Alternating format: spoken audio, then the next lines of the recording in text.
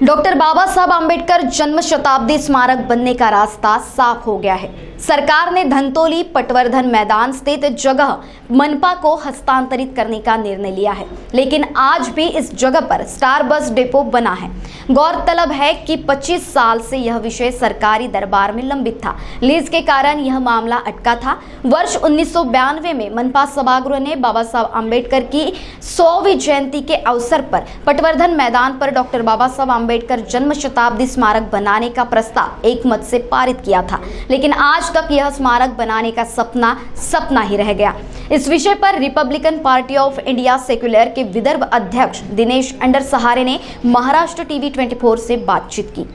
देखिए, 1991 डॉक्टर बाबा साहब आम्बेडकर जी का जन्म शताब्दी वर्ष, इस वर्ष के अवसर पर नागपुर महानगर पालिका ने अपने सदन में एक प्रस्ताव पारित किया था। रिपब्लिकन पार्टी के नगर सेवकों द्वारा दिए गए प्रस्ताव पर निर्णय लिया था कि यशवंत स्टेडियम पे, जिसको हम लोग पटवर्धन मैदान कहते हैं, जिसको हम लोग सर्कस मैदान कहते हैं, उस जगह पर डॉक्टर बाबा साहब आम्बेडकर जन्म शताब्दी स्मारक का निर्माण किया जाए। डॉक्टर बाबा साहब आम्बेडकर जन्म शताब्दी स्मारक, जिसको हम लोग शोध केंद्र कह रहे हैं, वो शोध केंद्र का मतलब है कि वहाँ पर एक अंतर्राष्ट्रीय स्तर का वाचनालय हो और वहाँ पर डॉक्टर बाबा साहब आम्बेडकर का एक पुतला भी हो, नीचे पुस्तकालय हो, छोटे मोटे हॉल हो और वो जनता के उपयोग के काम में आए। 1991 में ही 1 करोड़ रुपया महानगर पालिका ने मंजूर कर दिया था। उसके बाद उन्होंने उस जगह को महानगर पालिका ने ये कहकर नकार दिया कि यह जगह राज्य सरकार की है और राज्य सरकार ने महानगर पालिका को जो ज़मीन दी थी उसकी लीज 1977 को समाप्त हो गई थी। और उसका कारण राज्य सरकार ने ये बताया था कि उपरोक्त जगह खेल के लिए दी गई है, स्पोर्ट्स के लिए दी गई है। वहाँ पर आपने यशवंत स्टेडियम के चारों तरफ में जो दुकानें निकाली है तो उससे अर्निंग सोर्स हो रहा है। अर्निंग सोर्स हो रहा है तो आप पैसा कमा रहे हो, इसलिए उसमें से कुछ पैसा हमको दिया जाए, ऐसा कारण बताकर राज्य सरकार ने वो ज़मीन नकार दी गई थी। महानगर पालिका ने उसके बाद दीक्षा भूमि और अलग अलग जगह पर प्रस्ताव दिया कि यहाँ पर स्मारक बनाते, लेकिन नागपुर शहर के खास करके हम लोगों ने तय किया था कि जो ज़मीन मंजूर की गई है उसका लीज मंजूर करवाइए और उसी महत्वपूर्ण जगह पर आप डॉक्टर बाबा साहब आम्बेडकर जन्म शताब्दी स्मारक शोध केंद्र बनवाइए। ये मांग लंबित रही। कभी केंद्र में, कभी राज्य में कांग्रेस की सरकार रही तो महानगर पालिका में बीजेपी की रही, कभी बीजेपी की सरकार राज्य में रही तो मनपा में कांग्रेस की सरकार रही। तो ये दोनों सरकारों ने फुटबॉल जैसे इस मामले को इधर के उधर और उधर के इधर ढकेलना शुरू कर दिया। बाद में नाना श्याम कोड़े जब स्थायी समिति के अध्यक्ष बने बीच में, तो उन्होंने 1 करोड़ की राशि को 5 करोड़ किया। सभी नगर सेवकों ने, विधायकों ने, सांसदों ने, नागपुर में रहने वाले तमाम प्रतिष्ठित लोगों ने कहा था कि हमारे पास जितना भी हमारा जो सरकारी हमको पैसा मिलता है उसमें से हम 1-1 करोड़ रुपये, 50-50 लाख रुपये और 5-5 लाख रुपये क्रमवार हम देकर इस सांस्कृतिक भवन को हम बड़े पैमाने पर बनाएंगे। लेकिन हमें ऐसा महसूस होता है कि डॉक्टर बाबा साहब आम्बेडकर जी का फ़ोटो लगाना और उनके नाम से लोगों का वोट प्राप्त करना, यहाँ तक ही ये जो ब्राह्मणवादी या पूंजीवादी जो पार्टियाँ हैं उनका लक्ष्य और उद्देश्य है। उन्होंने डॉक्टर बाबा साहब आम्बेडकर जन्म शताब्दी स्मारक बनाने के लिए कोई रुचि नहीं दिखाई, कोई उत्सुकता नहीं दिखाई, कोई फाइलों को आगे पीछे नहीं किया। वो मामला पूरा ठंडे बस्ते में रख दिया और जब भी और उसको महानगर पालिका में जब तक रिपब्लिकन पार्टी के नाम से नगर सेवक चुनकर जाते थे वे आवाज़ तो भी उठा लेते थे, लेकिन जब से ये गत 20-22 वर्षों में बहुजन समाज पार्टी के नगर सेवक चुनकर महानगर पालिका में गए, एक नगर सेवक आवाज़ नहीं उठाता महानगर पालिका में कि भाई पैसा मंजूर है, जगह मंजूर है। क्योंकि बीच में जब एकनाथ खड़से पहली बार जब बीजेपी की सरकार महाराष्ट्र में बनी फडणवीस जी के नेतृत्व में, तो एकनाथ खड़से जी ने उस जगह को मंजूरी दे दी।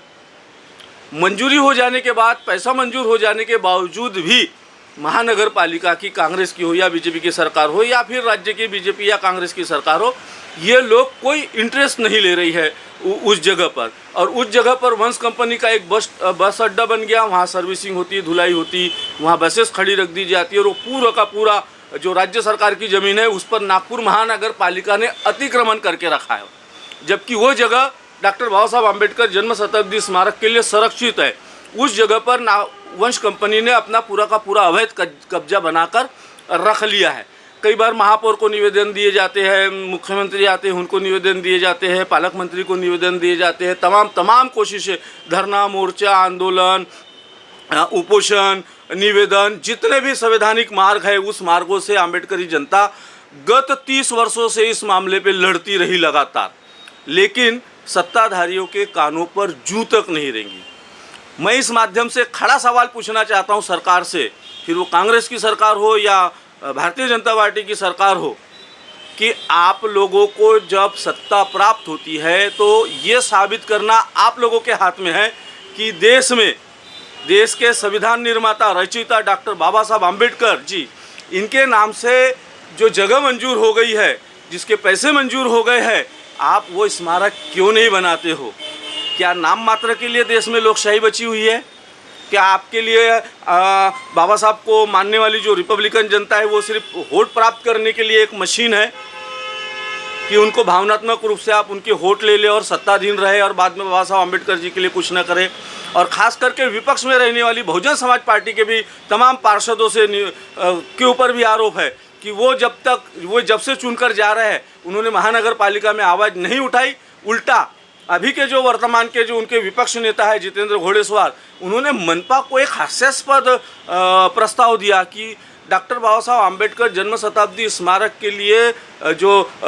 जगह मंजूर की गई है उस जगह पे स्मारक न बनाया जाए, वहाँ कोई तो भी एक हॉस्पिटल खड़ा कर दिया जाए। हॉस्पिटल बनाने के लिए नागपुर शहर में बहुत सारी जगह है, लेकिन इस देश के संविधान निर्माता भारत रत्न बोधिसत्व डॉक्टर बाबा साहब आम्बेडकर जी के नाम से 1991 से जो जगह प्रस्तावित है उस जगह पर आप लोग एन केन प्रकारेण स्मारक न बने और वो जगह किसी भी तरीके से किसी पूंजीपति बिल्डर को दे दिया जाए, बेच दिया जाए, क्योंकि वो जगह आज सबसे महंगी जगह है, नागपुर शहर के मुख्य स्थल पर है और वो जगह महानगर पालिका के लिए आर्थिक स्रोत बन सकता है।